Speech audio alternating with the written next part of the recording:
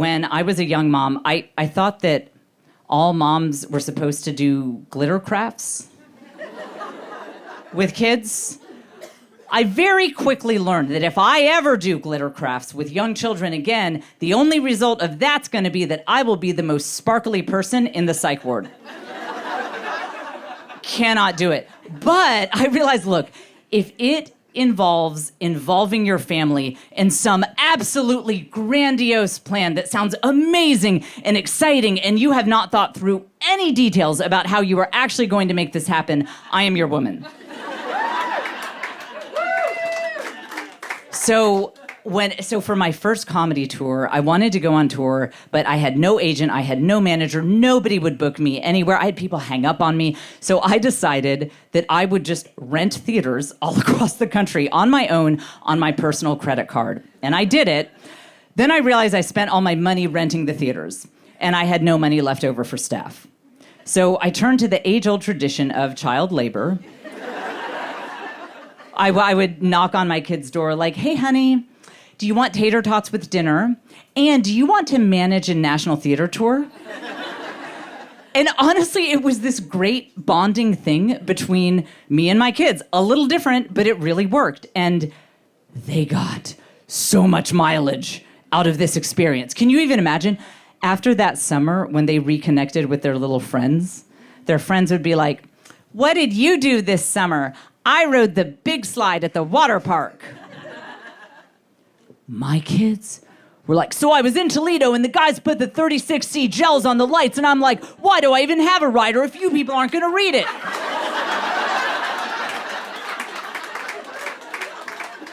They're still getting mileage. They're still getting mileage out of that. So I started to just involve them in my career. I realized you don't have to put up these rigid walls between work life and family life. And so they were actually involved in one of the biggest decisions of my career. Some of you guys know about my background of being a daily SiriusXM talk radio host. Well, you know how that ends. So in consultation with my kids, we decided together that I would quit that job to pursue my dream of doing stand-up comedy touring full time.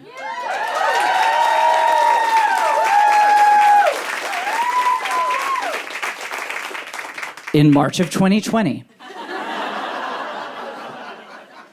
No, I had some great shows in 2020 in front of the bathroom mirror.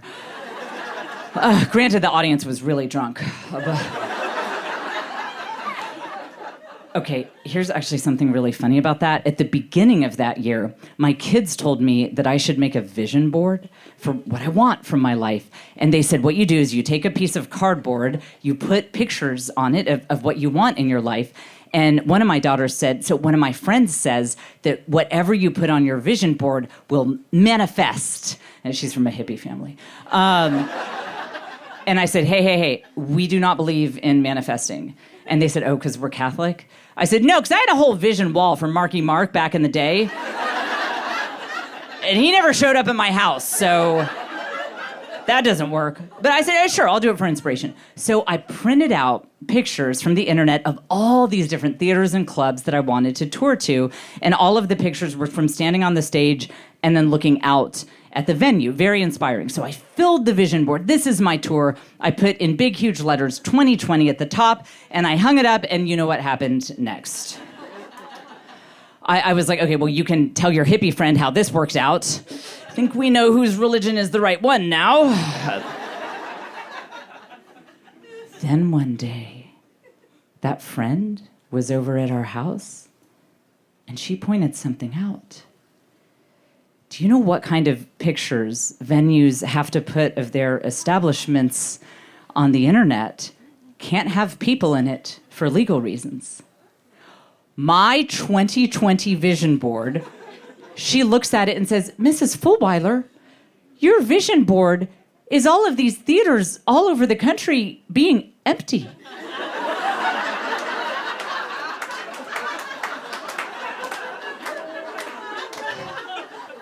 My kids were like, bro, mom manifested the pandemic.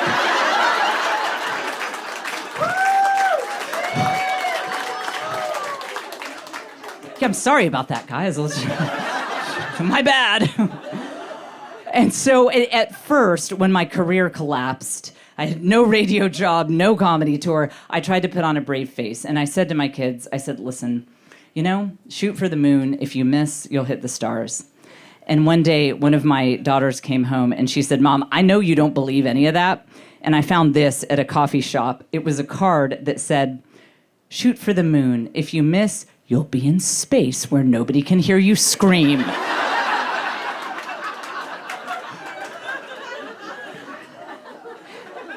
And that reminded me, I was like, you know what? Yeah, I don't need to put up these walls. I can actually bring my children into what is really going on here and how I feel. So I said, okay, look, it's a problem. We have to figure something out. And by the way, credit to my husband. He was there too. He said, Jen, I love you, and I will do anything to help you get through this as long as I do not have to go back to work. He was sending me girl boss memes like, girls can make money in a pandemic. My kids suggested, they said, you can't tour, but why don't you do funny videos and put them on this brand new app called TikTok? I said, okay, I've never heard of that, but fine. So I made videos, uploaded them, didn't think anything of it. Then one day I checked TikTok. I had over 100,000 followers.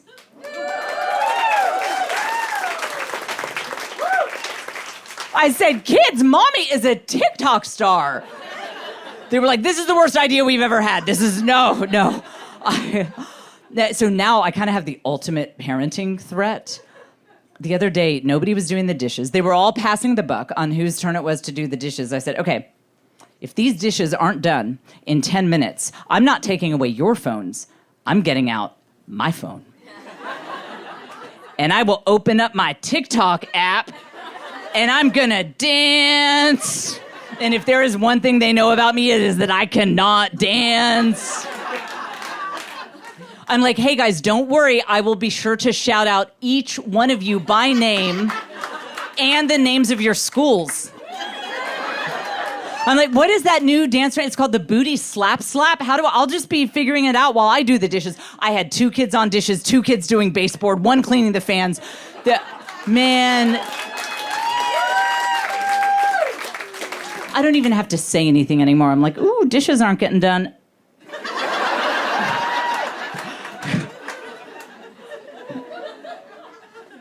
And a lot of you parents, you're trying to keep your kids off of TikTok. You need to play 4D chess. Guys, just become a TikTok star. My kids hate that app. They're like, I see them put their phones away. I'm like, hey, you are not done liking and sharing mommy's content.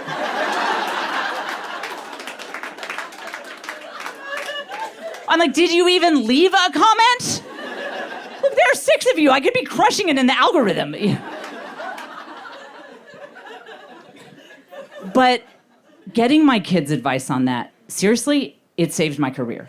I had all of these new fans who were suddenly encountering my alternative lifestyle and my perspective and my comedy.